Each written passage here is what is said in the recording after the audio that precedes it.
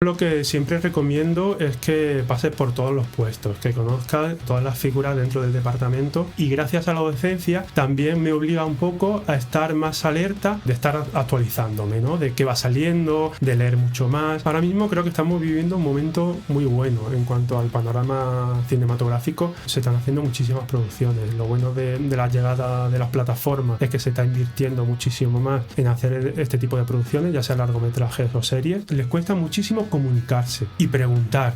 Si tienen alguna duda, se la guardan. Y eso lo que genera es malos entendidos, genera pérdida de tiempo dentro del set de rodaje. Pues hay una peli que en cuanto la vi, lo primero que dije al terminar de verla fue...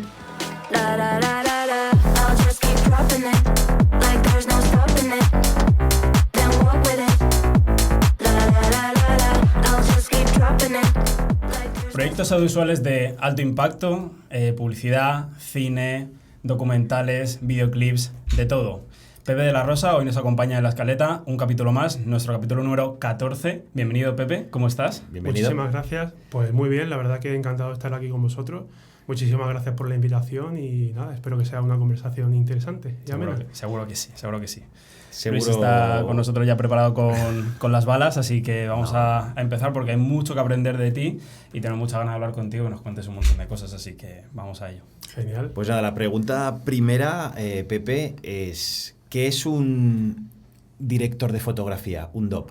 Pues es un concepto bastante amplio, o sea, tendemos a pensar que al final el director de fotografía es una figura que rueda, ¿no? Que graba una película, una publicidad o cualquier producto audiovisual, pero conlleva muchísima labor más allá del fin que se ve en pantalla, ¿no?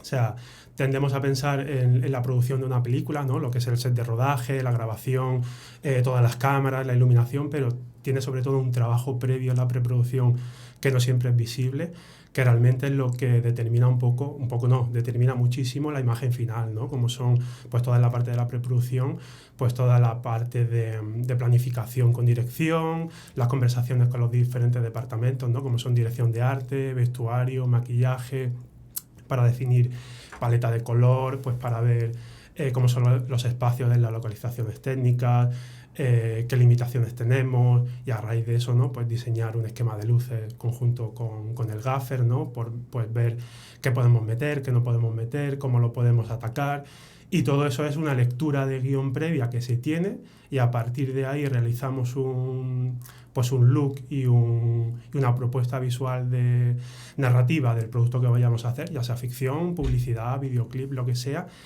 Y sobre todo es eso, o sea, es una parte que yo disfruto muchísimo, toda la preproducción, de cómo a partir de hojas en blanco, ¿no? Podemos diseñar todo este esquema de luz, toda esta planificación, y luego llegar al set debería ser tan sencillo como pues tenemos todo muy bien diseñado, muy bien preparado. Siempre hay un margen de improvisación, ¿no? Siempre puede haber algún margen en el que pues en el propio día de rodaje nos encontremos situaciones que no contemplábamos, pero si llevamos una preproducción muy bien hecha, el trabajo de rodaje va a ser muy, muy sencillo, debería serlo. Al final, entonces, es una figura absolutamente indispensable que va desde la preproducción, desde el inicio hasta... Bueno, es una figura que sabe organizar al principio, sabe técnica, colores, sensibilidad, también sabe todo lo referente al equipo técnico, y es una figura absolutamente fundamental para cualquier rodaje, por lo tanto. Efectivamente, o sea, al final es un equilibrio entre la narrativa y la técnica, ¿no? Pues en cuanto a la narrativa, pues tenemos que tener muy claro cómo queremos contar con los planos, con la iluminación, pues dependiendo del tipo de iluminación que tengamos, pues la emoción que desprenda la imagen será una u otra, los tipos de planos, los movimientos de cámara. Luego también, obviamente, técnicamente, pues tiene que tener muy claro pues con el material que se trabaja y cómo sacar provecho de todo ese material.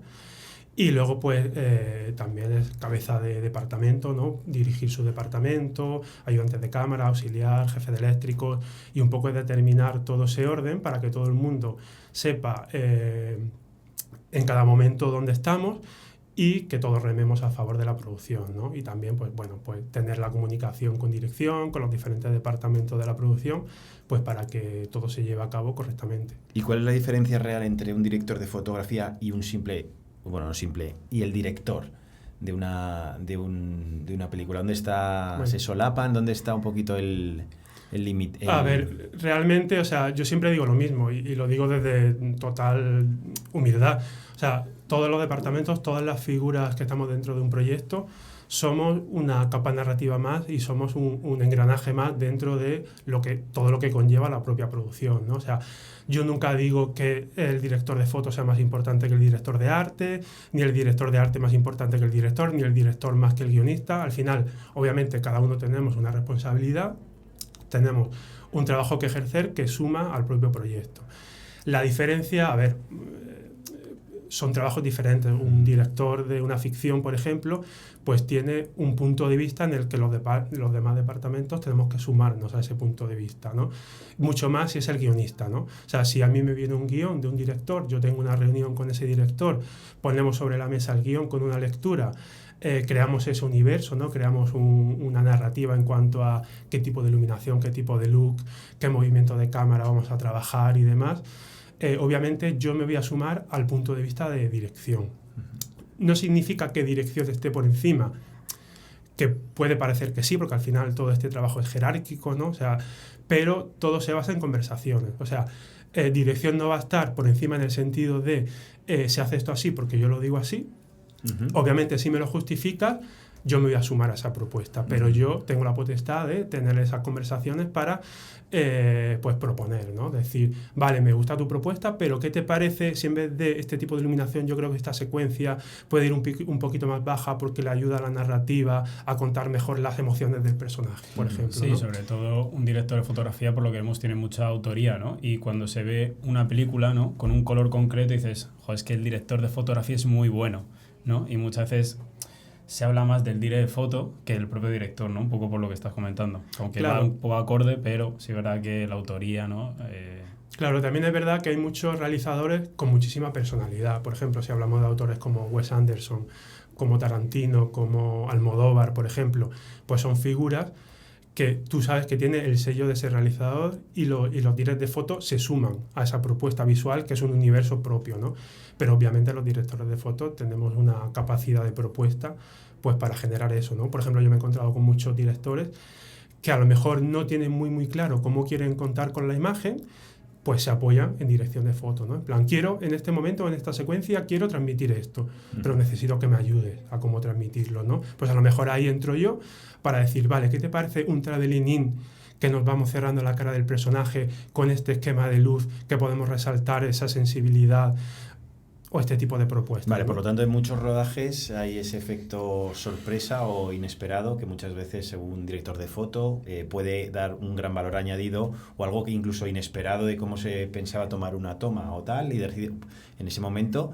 Y por lo tanto, por lo que nos comentas, al final un director o vamos una producción os solicitan a figuras como a ti o bueno, como todo ese engranaje, precisamente para dar tu opinión, porque precisamente para eso no es simplemente cuadrarse y decir sí, lo hago como tú quieras, sino al final es rodearte de gente con conocimientos y por eso mismo te elegirán a ti en determinadas producciones, precisamente por tu criterio y porque seguramente alguien quiera escuchar tu opinión o cómo haría ciertas escenas. Es así, correcto, ¿no? Claro, sí, al final lo bonito de este trabajo es que es un trabajo de equipo, ¿no? Y al final, pues entre todos los departamentos, todas las figuras que componen cualquier proyecto, pues todos podemos opinar, ¿no? Y al final lo bonito de esto es ir sumando las propuestas, pero obviamente pues al final hay un nivel jerárquico en el que si dirección tiene algo muy claro, nos tenemos que sumar a esa propuesta. Igual que si a lo mejor dirección de foto tiene algo muy claro, por mucho que me diga el gaffer o por mucho que me diga otra figura, pues a lo mejor hemos tenido conversaciones previas y sabemos que es la mejor opción. Nos podemos equivocar, obviamente. Sí. Pero al final lo bonito es eso, ¿no? Todas las conversaciones que surgen a raíz de sumar en el proyecto. Y Pepe, ¿te sientes más cómodo en publicidad o en ficción? Pues como gustarme más, me gusta más el proceso de ficción. Porque es un proceso mucho más largo, es un proceso en el que la creatividad, pues al ser un proceso más largo, pues vive una experiencia mucho más creativa desde el minuto cero, ¿no? Pues nos enfrentamos a un guión y creamos algo de cero, Por ejemplo, en publicidad lo que pasa, al final siempre tenemos unas referencias muy claras en el que tenemos que basarnos y tenemos que cumplir con ese objetivo, ¿no? Que no digo que sea ni bueno ni malo, o sea, también es una motivación, pero al final en ficción, obviamente, también trabajamos con referencias, pero siempre tenemos un poquito más de libertad. En publicidad sí que tenemos que regirnos más a que necesito este producto y mis referencias son esta y esta, y necesito que se parezca a esto, porque es lo que funciona. Al final, en un trabajo de ficción no se sabe muy bien, obviamente hay estrategias, pero a veces no se sabe muy bien qué es lo que va a funcionar, y por eso tenemos ese plus de creatividad para crear algo de cero. Por eso tú crees que también es tendencia esos spots publicitarios que son casi mini películas, tanto pues como empezó un poquito casi Estrella Damm, un poquito con ese verano mediterráneamente, a Casa Tarradellas, que crean ese entorno de más que publicitario, de ser un spot de publicidad, y que incluso hasta las luces, puedes llegar a transmitir y puede haber un cierto storytelling, ¿no? Sí, a ver, lo bueno de este tipo de empresas es que tienen una estrategia muy inteligente, que al final es contar una historia que llegue al espectador, ¿no? Lo que comentas, ¿no? Las campañas de Campofrío, de Tarradellas, de Estrella Damm, son historias más parecidas, más ligadas a la ficción que a la publicidad, pero por eso, porque quieren llegar muchísimo más a la emoción del espectador, ¿no? Ya no es tanto me tomo una bebida y me voy a sentir genial, sino me voy a tomar una bebida y voy a vivir una experiencia, ¿no? Voy a tener el verano de mi vida, ¿no? Al final es la diferencia un poco del tipo de publicidad más estándar, que es algo más dentro del sistema, en el que mostramos el producto y una familia feliz tomando ese producto, pero al final no nos genera nada más allá de todo lo que hemos visto en otras publicidades. Nos sentimos identificados. Claro, pero en este tipo de campañas está el plus de la emoción, ¿no? Está el plus de voy a vivir una experiencia, más allá de que el producto esté bueno, esté rico, lo que sea. Eso es. ¿Y qué elementos sueles introducir de la ficción o el cine en publicidad? ¿Hay alguna cosa que te guste cuando haces publi meter o coger de un sitio para llevarlo a otro? Pues sobre todo es en la parte de la preproducción, es trabajar muy muy bien la preproducción, porque en publicidad, por suerte o por desgracia, los tiempos son muchísimo más cortos, entonces al final la preproducción es muchísimo más corta, pues puede haber un día de localización, puede haber un par de reuniones en cuanto a pues cómo vamos a planificar, cómo vamos a llevar a cabo el proyecto, pero en ficción, al ser los tiempos más largos, te puedes detallar muchísimo más todo el proceso de rodaje. Entonces a mí, por ejemplo, cuando hago publicidad, sí que me gusta echarle un tiempo extra a esa preproducción, ¿no? Pues para llegar al rodaje con todo muy bien pensado y muy bien justificado, ¿no?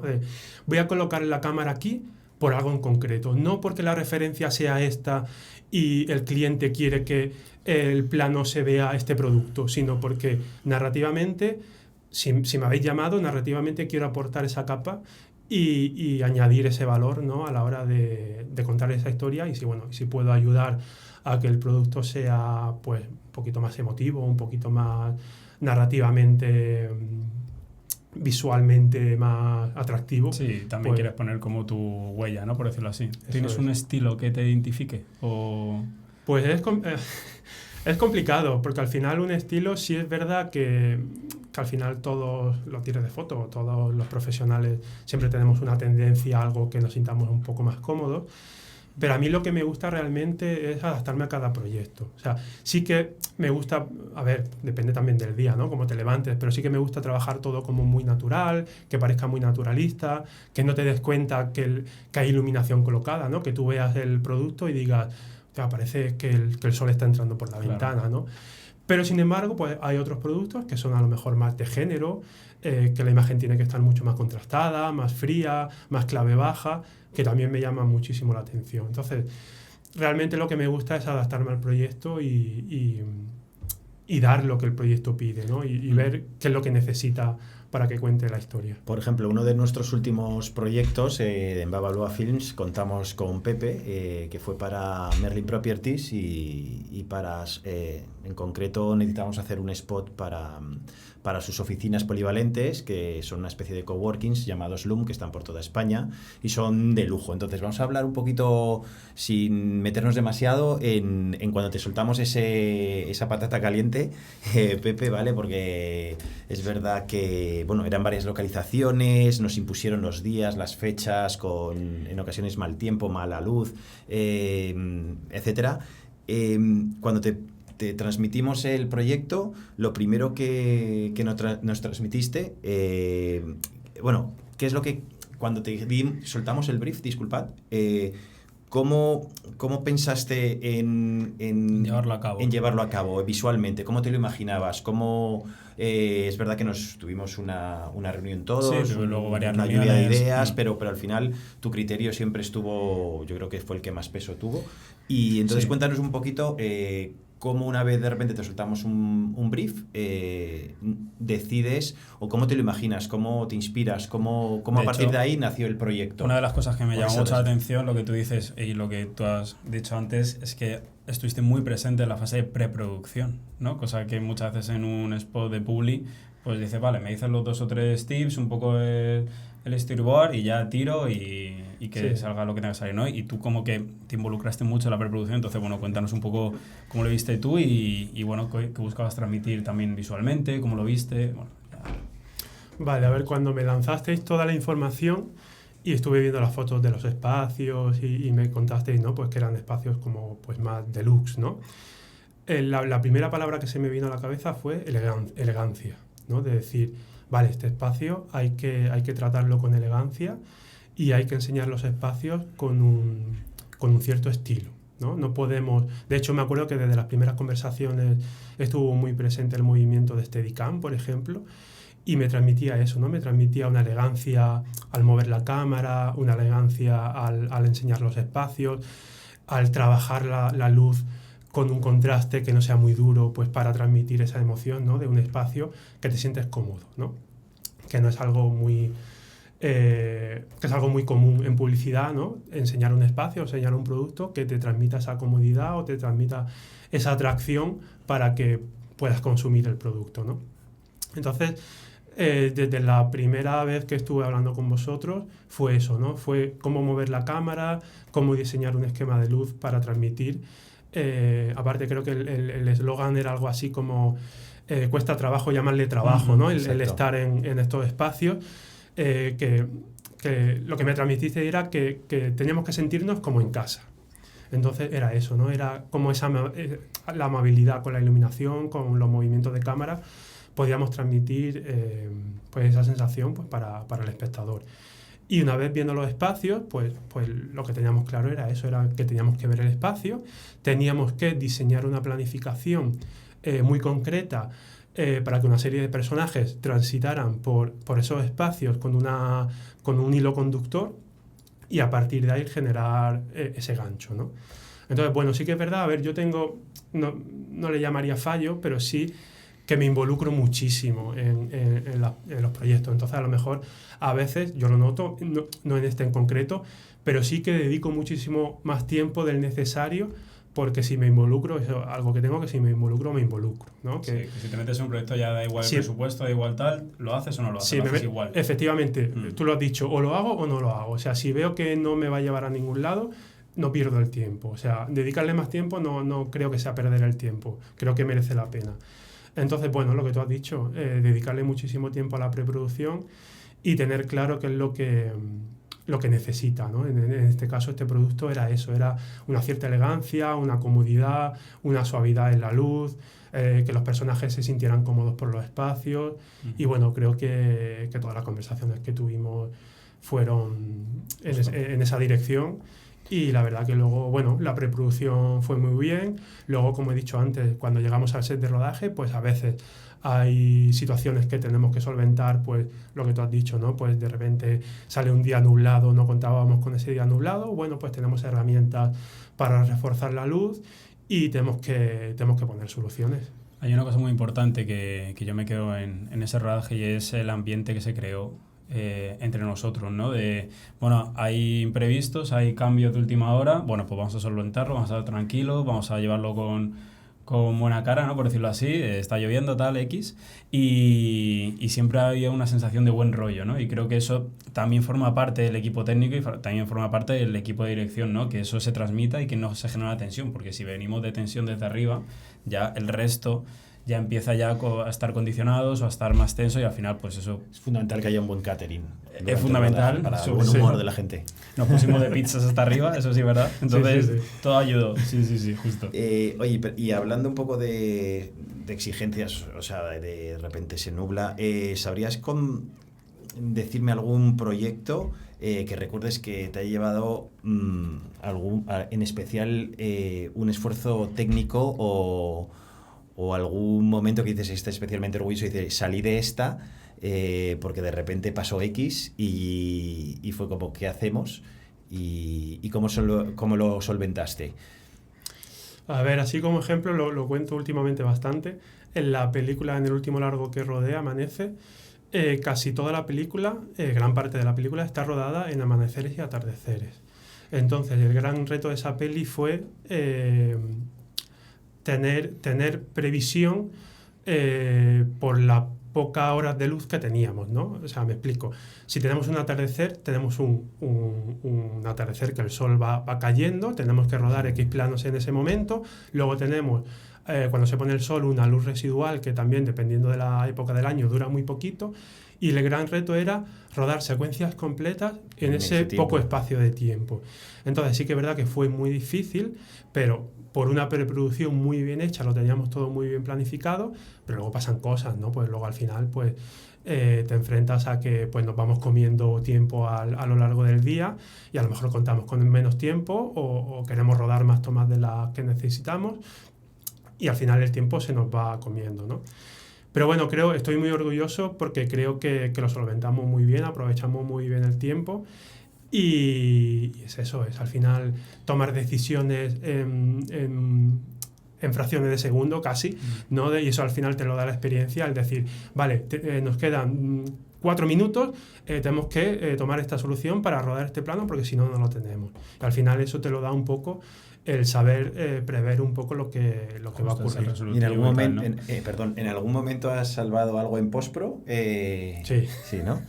Bueno, hay que decir, Amanece, bueno, es tu segundo largometraje, como diré, foto, premiado, ¿no? Hiciste doblete, ¿no? Que te dieron un par de premios como director de fotografía. No sé si yo no lo he visto personalmente, no sé si lo podemos ver en algún sitio, hay algún link que nos puedas dejar o añadir en la descripción de YouTube para que la gente lo pueda disfrutar. Vale, pues la película se puede ver en Filmin, está en Filmin y ahí la pueden ver ahora mismo en plataformas. Vale. Justo para dejarlo también en los comentarios, quien lo quiera ver, que me parece súper interesante. Tuvo su gira de festivales, estuvo en salas de cine y ahora ya desde principios de año está en Filmin. Se puede ver en Filmin. Qué guay. Pues nada, invitamos a que lo vean. Sí, por supuesto. Vale, Pepe, ¿cómo se llega a ser director de fotografía? O sea, ¿echas el currículum en agencias, en productoras? ¿Cómo empiezas desde cero? ¿Cuáles son los primeros pasos? Tú tienes un recorrido, ¿no? Que antes empezaste, digamos, como eléctrico, gaffer, ¿no? Cuéntanos un poquito por ahí. Y sobre todo para la gente que nos esté viendo, o alumnos tuyos, ¿no? Que estén interesados en cómo llegar a donde tú has llegado, pues un poco cómo son tus pasos. Y sobre todo también para la gente que esté viendo el podcast, lo está escuchando por Spotify, que no es tan técnico, qué es un eléctrico y qué es un gaffer, porque habrá muchísima gente que le sonará el asterisco, a chino, ¿vale? Pero hay que pasar por todas esas fases para llegar siempre a tener todos los conocimientos, pero bueno, por favor. Cuéntanos un poco. Vale, bueno, si queréis desgranamos un poquito el departamento de foto, pues para que la gente más o menos lo entienda. Pues dentro del departamento de foto, digamos, lo encabezaría el director o la directora de foto y luego podríamos subdividirlo en cámara y luces, ¿no? En cámara estaría ayudante de cámara y auxiliar de cámara, que son los responsables de cámara, pues hacer foco, que la cámara esté bien, que esté limpia, cambiar ópticas, baterías, etcétera, etcétera, hacer claqueta. Y luego por la parte de luces estaría jefe de eléctricos y eléctricos, ¿no? Que al final el jefe de eléctricos es como mi mano derecha dentro de las luces, sabe y conoce todos los esquemas de luz, incluso tiene la potestad de proponerme cosas, ¿no? A lo mejor yo le digo, pues vamos a tener este esquema de luz, pero me puede proponer, ¿y qué te parece si añadimos esto o lo que sea, ¿no? lo conoce de primera mano todo el esquema, tiene la potestad para hacer propuestas, y los eléctricos pues son personas que están bajo su mando pues para colocar esos esquemas de luz, ¿no? Que el jefe eléctrico sería gaffer. El gaffer, efectivamente. A veces lo escuchamos y no sabemos muy bien claro, dónde viene esa palabra. gaffer viene más de la industria estadounidense, que tiene incluso potestad en dirección de foto también, ¿vale? Más allá de esquemas de luces y demás. Al final se van solapando, porque al final los conocimientos llega un momento que se solapan y al final todo el mundo tiene un gran conocimiento y todo el mundo se nutre, ¿no? Yo creo muchas veces es lo bueno de este trabajo, ¿no? Que al final una opinión de alguien que piensas que está 2 niveles por debajo puede sumar una barbaridad en un momento dado, y porque realmente está justo en ese momento, en esa escena. Y es lo guay de... ¿Y cómo llegas a ir escalando esos pasitos? ¿Cómo se suelen dar?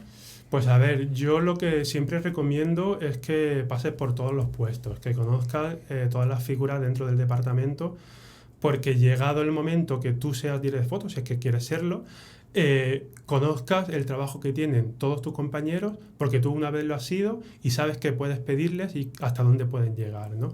Yo, por ejemplo, en mi caso... he tenido la suerte de estar en departamento de luces como eléctrico, jefe de eléctricos, y en departamento de cámara como auxiliar de cámara y ayudante de cámara foquista, y eso al final me ha nutrido muchísimo a la hora de tener conocimientos en cámara y en luces, y también me ha dado la oportunidad de desde dentro del departamento ver a otros directores de foto trabajar, ¿no? Y aprender de ellos, ¿no? O sea, yo como gaffer he montado muchísimos esquemas de luz con directores de foto que a día de hoy pongo en práctica, obviamente ya modificados o lo que sea, pero pongo en práctica por los conocimientos que yo tuve en ese momento como gaffer con estos directores de foto, ya sea publicidad, ficción o lo que sea, ¿no? Sí que es verdad que todos los caminos, ningún camino es ni el correcto ni el incorrecto. Tengo compañeros y compañeras que salieron de estudiar y directamente se metieron como jefe de departamento en dirección de foto, y sin problema. O sea, tú puedes ser directora de foto sin haber pasado por los demás puestos, que es totalmente entendible, pero bajo mi experiencia creo que es algo bastante positivo el conocer los demás puestos, porque vas a aprender muchísimo, por un lado. No te vas a enfrentar de golpe a situaciones que a lo mejor no sabes manejar, sino estando en otro lugar puedes ver cómo se manejan ciertas situaciones, incluso cómo yo también me fijaba, ¿no? Cómo los directores de foto hablan con el cliente o hablan con la agencia o cómo se comunican, ¿no? Pues eso también a mí me dio unas herramientas que si a lo mejor sales de una escuela de cine siendo director de foto, pues no tienes, ¿no? Hombre, yo veo fundamental, ¿no? Que pases por la parte más baja, entre comillas, no es baja, pero bueno, es como... Y Pepe, cuando no estás en el barro entre proyecto y proyecto, ¿vale? O sea, porque ahí es donde se aprende, donde hay crisis, donde hay, retos, ¿no? De forma independiente desde que empiezas desde abajo hasta a día de hoy. ¿Cómo te nutres cómo te inspiras, dónde te fijas? Sí que es verdad lo que has dicho, ¿no? Que es un trabajo bastante inestable temporalmente, ¿no? Porque hay proyectos que te pueden durar 1 semana, 3 días, 6 semanas, y luego hay épocas, como bien has dicho, que están más desiertas, ¿no? Y un poco no sabes qué hacer y al final tienes que aprovechar ese tiempo. Y bueno, y como freelance que somos muchos, pues al final tienes que hacer un balance, ¿no? De todo el año, pues sabes que hay meses más buenos, meses más malos. Pero sí, yo ya con el tiempo, al final, pues obviamente al principio, con los meses más flojos, pues te desesperas un poco, ¿no? Porque dices, ¿dónde me va a llevar esto? ¿Me voy a tener que dedicar a otra cosa? ¿Qué hago, no? Pero con el tiempo te das cuenta que hay momentos, hay picos altos y valles, ¿no? Y en los momentos que no tengo nada, o sea, también es verdad que gracias a la docencia cubro algunas zonas de temporadas bajas de rodajes, y gracias a la docencia también me obliga un poco a estar más alerta de estar actualizándome, ¿no? De qué va saliendo, de leer mucho más. Y gracias a eso y a los momentos que tengo a lo mejor de repente 1 semana, 10 días que no tengo nada, que para cualquier persona, incluso para mí, puede ser muy desesperante, los aprovecho pues para seguir aprendiendo. O sea, no hay 2 días seguidos que me aburra, porque si no me pongo a leer, me pongo a ver documentales, a ver pelis. Eso es lo que queremos saber. ¿Qué lees? Claro. ¿Qué tipo de documentales? ¿Dónde buscas? ¿Buscas en YouTube? ¿Buscas en, dónde, sobre todo que la gente pueda... Sí, en quién te fijas, qué sueles ver. Cómo otras personas pueden, pues, ir a esos lugares de inspiración donde vas tú. Pues mira, así como cosas concretas, leo muchísimas revistas especializadas en dirección de fotografía, como puede ser la Camera Light, que es una edición española, o la American Cinematographer, y de ahí pues sacas entrevistas de directores de foto súper nutritivas a la hora de aprender esquemas, cómo comunicar, cómo narrar. Eso es súper recomendable, este tipo de ediciones. Luego muchísimos libros de dirección de fotografía, muchísimos libros de historia del arte, también me interesa muchísimo, documentales de todo un poco, porque al final, con el tiempo, claro, tuve mi época, ¿no?, de nada más que editoriales de dirección de foto, libros de dirección de foto, documentales sobre dirección de foto, podcast sobre dirección de foto. Y luego no es un documental. Claro, y llega un momento, ¿no?, también llega un momento que te saturas, ¿no?, que dices, mi vida está ligada solamente a esto, ¿no? Y al final es abrir un poquito más el abanico de las inquietudes que tengo, ¿no? Y de un tiempo a esta parte sí que es verdad que casi todo lo que leo, lo que veo, no está tan ligado a la dirección de fotos, sino a cosas que me interesan, que me llaman muchísimo la atención y que de alguna forma u otra puedo ligar a mi trabajo. O sea, no directamente, pero sí que puedo ligarlo, ¿no? Por ejemplo, últimamente estoy leyendo bastante, incluso estudiando, o sea, leyendo muy a conciencia sobre la iluminación arquitectónica. Es algo que me llama muchísimo la atención. Me he leído 20.000 libros de dirección de foto, pero no me había metido en el mundo de la iluminación arquitectónica y me está abriendo unas puertas y unas ventanas que no me había planteado nunca, de cómo abordar una serie de situaciones y unos conocimientos que, por ejemplo, nunca me había imaginado, porque todo siempre iba centrado al cine, pero de repente se me abren unas posibilidades mucho más grandes. Luego también, obviamente, voy muchísimo a museos, o sea, las referencias pictóricas las tengo muy al orden del día. También de verdad que cuando ya llega un momento que has visto el Prado 17 veces, pues ya dices, hostia, a lo mejor me tengo que dar un parón, claro, y me voy por otro lado, ¿no? Pero sí que es verdad que nutrirse mucho pues de referencias de dirección de foto, pero también es muy importante irte por otros lados de la vida. Por ejemplo, a mí me llama muchísimo la atención la cultura asiática, ¿no? Pues también leo muchísimo sobre la cultura japonesa, sobre incluso pues el estilo de vida japonés, y eso también pues me da algunas pistas de cosas que añado a mi trabajo. Es que no es solo técnica, es también de dónde sacas la creatividad, ¿no? Y claro, al final, si estás leyendo solo técnica, pues dices, bueno, pues, igual andando o leyendo o tal. Claro, efectivamente. Y luego, por ejemplo, viajar mucho. O sea, yo soy una persona súper rara, en el sentido de yo cuando viajo, parece que no lo disfruto, pero porque me quedo embobado mirando cosas. Yo a lo mejor vas así no, viendo las cosas. Así no. Pero sí que es verdad que a lo mejor me doy un paseo por una gran avenida o por la noche por un sitio lleno de luces o lo que sea y me quedo embobado. O sea, es como vivir... O sea, no se puede ver una película contigo, ¿no? Tu chica a lo mejor estará viendo una peli contigo y tú dices, pues si paramos este frame, mira qué iluminación, tal, podemos parar un momento, tal. ¿Cómo eres de friki en ese sentido? Eso tuve mi época. Tuve mi época incluso de esto ya yo solo, de ver películas sin sonido para analizar solamente la imagen. Tuve mi época de parar, de echar para atrás, de hostia, esta luz, esto no me lo creo, mira, ahí se ve... Hablando tú solo, ¿no? Diciendo, madre, qué luz. Bueno, o con mi chica, con quien sea, ¿no? De ahí he visto reflejado no sé qué, o hostia, esta luz cómo se nota, madre mía, o este cambio de tono, este tipo de cosas, tuve mi época. De un tiempo a esta parte intento disfrutar como espectador, porque si no, eres es que puro no se puede. Observador, ¿no? Sí. De hecho, mi chica, que también es guionista y directora, igual que yo puedo decir cosas de luces, de hostia, esta luz no me la creo, que es falsa, o al revés, o que sea maravillosa, ella hace una cosa, y me va a escuchar y no le va a gustar, hace una cosa que, como es guionista, o sea, tiene muchísimas herramientas, sabe, o sea, siempre me cuenta lo que va a pasar un minuto antes. O sea, me dice... O sea, spoiler. Todo el rato. O sea, de repente me suelta, uy, este va a morir. Y yo, ¿te quieres callar? o de repente, este es el... Y es como, cállate ya. pero bueno, al final lo vemos todo, siempre intentamos verlo como espectadores. pero obviamente siempre tenemos ese puntito de analizar lo que estamos viendo porque nos dedicamos a eso. Qué guay, qué guay. Bueno, ahora que vas a ser padre, si Dios quiere, a tu hijo o hija, no sabemos, no sé. Hijo, sé. ya se puede Hijo, comunicar, ya desde la semana pasada sabemos que va a ser un niño. Enhorabuena. Gracias. ¿Piensas meterle en la cultura visual a tope o lo que sea? No, o sea, obviamente lo va a vivir desde dentro, porque al final tanto mi chica como yo nos dedicamos a esto y va a vivir desde dentro, va a tener una cámara, va a hacer fotos, nos va a ver trabajar, si se motiva pues que se venga con nosotros, o sea, obviamente esas herramientas las va a ver en su casa, pero no le voy a imponer nada, o sea, de hecho no voy a decir que me gustaría que se dedicara a otra cosa, porque no, pero que se dedique a lo que quiera. Que le llama la atención desde muy chico, o a lo mejor le pasa lo contrario, que de repente de verlo tanto, llega un momento que dice, hostia, necesito otra cosa. Puede ser. Pero incluso, ¿no? Me da igual, todavía es muy temprano para pensar en esas cosas, pero me da igual. Porque hablando de futuro, ¿cómo ves el panorama audiovisual cinematográfico en España?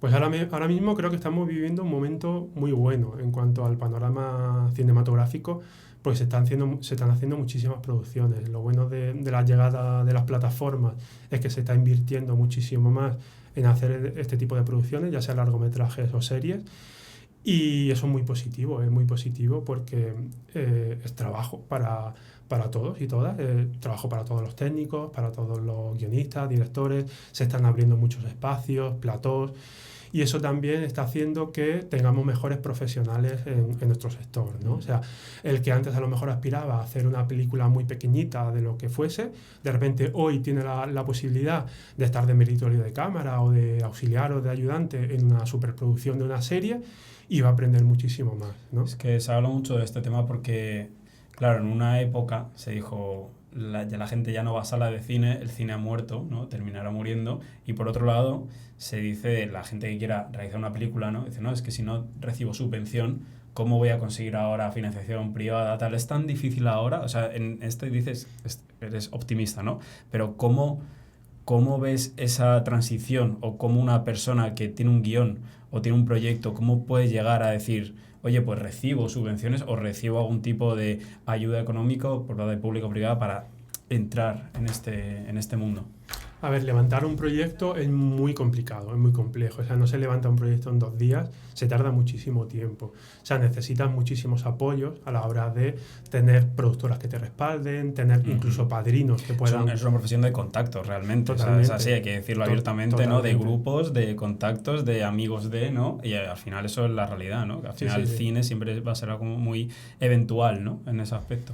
Eso es, al final, o sea, tú puedes tener un guión muy bueno, pero te presentas a cualquier plataforma, a cualquier productora y necesitas un aval, ¿no? Necesitas un aval de quién te respalda, qué proyectos tienes detrás y cómo sabemos que esto va a funcionar, ¿no? Y porque al final tú piensas que es una cantidad de dinero que se invierte en este tipo de proyectos bastante elevada y no se la pueden jugar, ¿no? Entonces casi siempre pues, van a ir a lo seguro, van a ir a lo que funciona, van a ir a realizadores que tienen ya una trayectoria. Entonces, sobre todo para nuevos realizadores, es bastante complicado. Es bastante complicado levantar un proyecto porque con una garantía solvente, ¿no? De decir, me llegas con este guión, ok, ¿cuánto necesitas? 3,5 millones, perfecto, toma. Eso es muy complejo, porque al final necesitas una garantía detrás muy grande para que puedan hacer esa inversión. Es verdad que con las plataformas hay muchas más puertas a las que tocar. Si antes a lo mejor era tengo subvención estatal y tengo subvención autonómicas, ahora hay muchas más puertas a las que llamar a la hora de, pues tengo, por ejemplo, ¿no? Subvención estatal, subvención autonómica, una televisión y una plataforma. Y ya con eso a lo mejor puedes empezar a levantar proyectos. Entonces, en ese sentido, sí que hay un abanico un poquito más grande. Y, Pepe, ¿cuál es así tu película favorita? A ver, a nivel técnico hay muchísimas que... Tienes que quedarte con una. Me tengo que quedar con una. Te dejo 2. 2. Mira, 2 técnicas y 2 que te luego... transmitan buen rollo, que estés cómodo. A ver, así de una película que por guión, la típica película que te la pones y te la terminas, podría decir La vida es bella, por ejemplo, ¿no? Es una película bueno, que tiene una narrativa ya en su momento muy innovadora y es una película pues, que se ve muy bien, ¿no? Y a nivel técnico, a ver, hay muchísimas que incluso las uso como referentes. Podría hablar por ejemplo, por poner un ejemplo, podría hablar de Paris, Texas, de Wim Wenders, no sé si la habéis visto. No la he visto. Pues a nivel narrativo, de hecho, la enseño en clase, porque a nivel narrativo, cómo trabaja el color, cómo trabaja los encuadres, los movimientos de cámara, es espectacular. O sea, aparte que la película en sí está muy bien rodada, a nivel técnico-narrativo es una obra maestra. Entonces, también es una peli que incluso me he visto muchas secuencias sin sonido para analizarla y cada vez que la analizas sacas cosas nuevas. Entonces eso me llama muchísimo la atención. Pues muy bien. Pero antes de terminar, bueno, ya que pasas a las preguntas rápidas, supongo, eres profesor Sí. en una que para mí es, vamos, de las escuelas top a nivel nacional de cine, que es la TAI. ¿Qué le sueles aconsejar o qué suele ser un poco la hoja de ruta en la que Pepe ilustra a sus alumnos o cómo, no sé, como qué les sueles enseñar o qué cosas quieres que tengan claro dentro de esa formación? Obviamente hay una ruta a seguir, ¿no? Que pues tenemos un temario que tenemos que seguir, ¿no? De partes técnicas, partes narrativas, en cuanto a que sepan contar historias, a que sepan contar con la cámara, con la luz, que se comuniquen bien. Pero, por ejemplo, lo que yo sí hago muchísimo hincapié en los alumnos y en las alumnas es que se comuniquen muy bien con el resto de departamentos. Que eso es algo que las nuevas generaciones, lo estoy viendo con alumnos de entre 18 o 25 años, les cuesta bastante. Ostras. Les cuesta muchísimo comunicarse y preguntar. Si tienen alguna duda, se la guardan.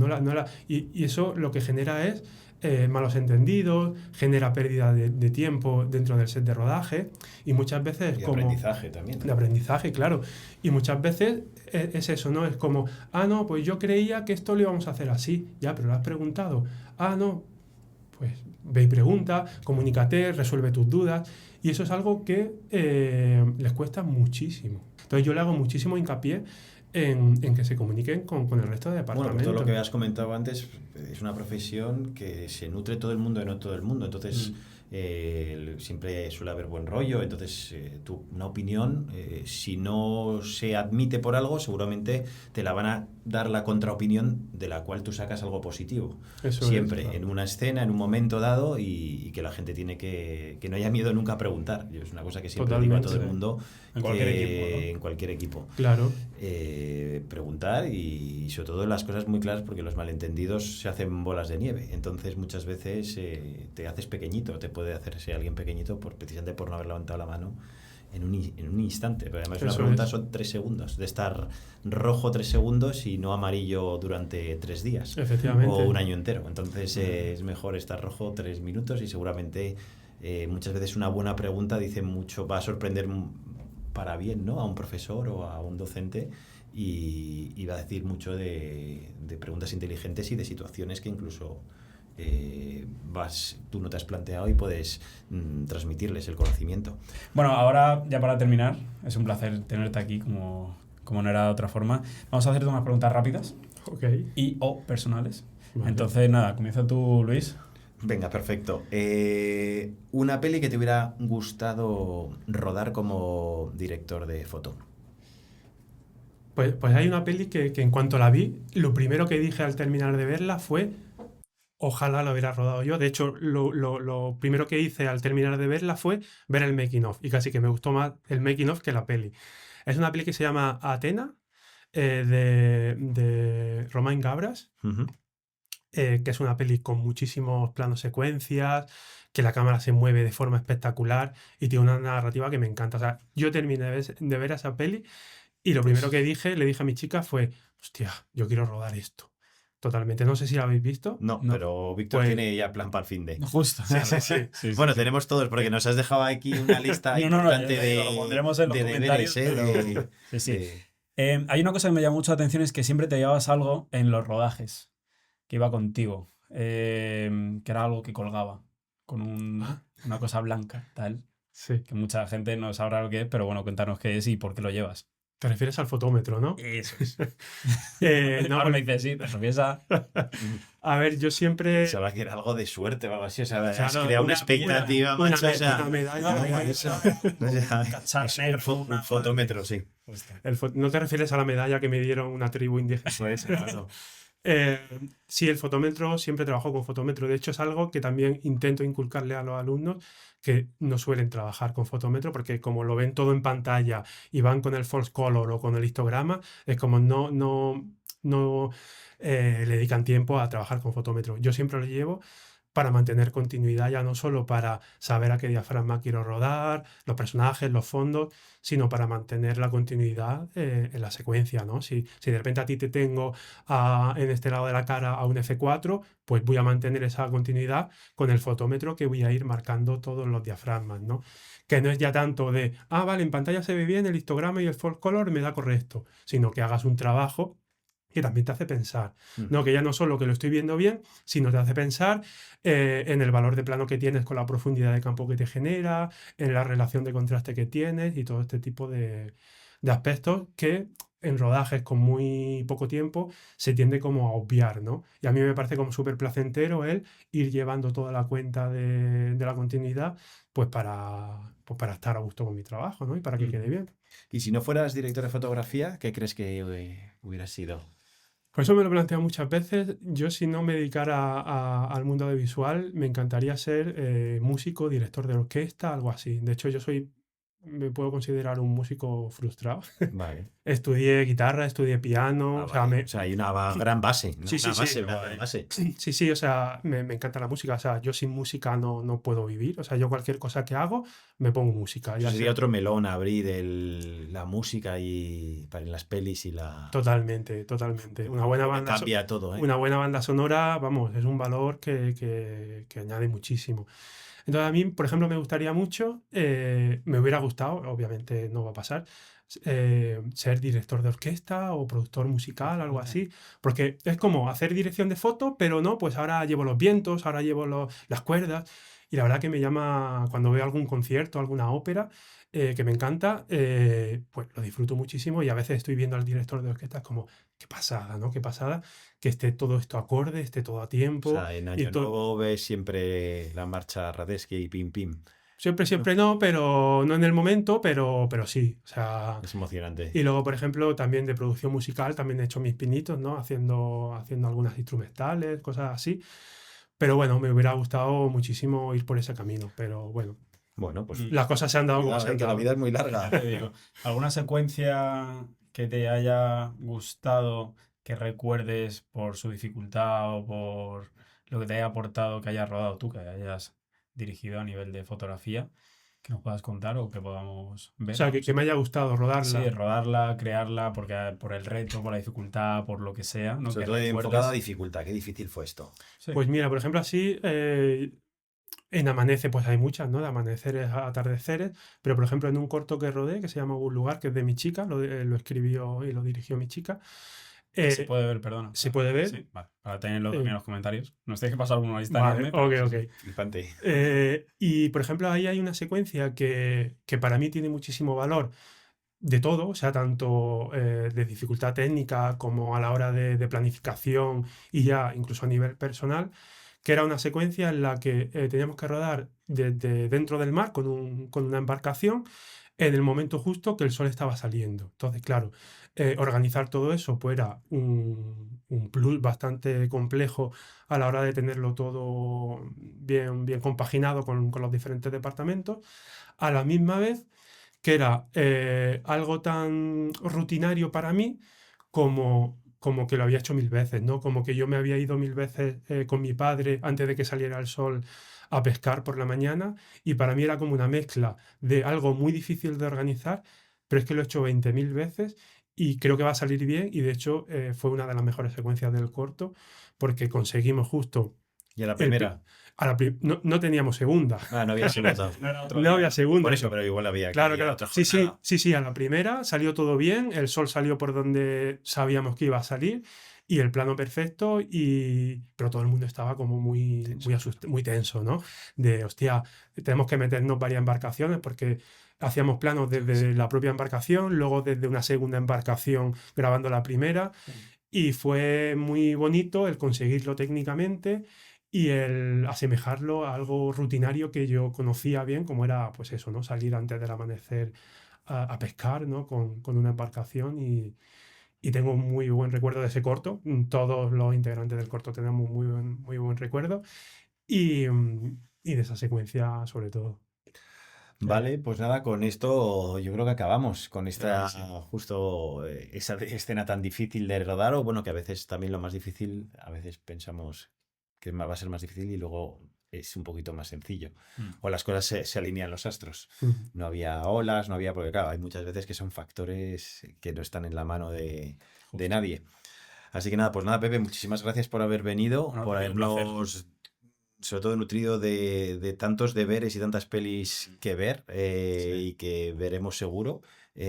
Hablar de cine con un día de fotos siempre es bien. Sí, está alegro. Y nada, pues muchísimas gracias. Ojalá podamos seguir trabajando juntos en Babalua Films. Desde luego, desde mi punto de vista fue una gozada. No el último proyecto, como lo lideraste, como lo fácil que es trabajar, porque se agradece muchísimo la gente que hace fácil lo difícil. Que hace fácil lo difícil, porque hubo momentos a veces, complicados o elementos externos, vamos a dejarlo ahí, de acuerdo, ajenos a todo el mundo.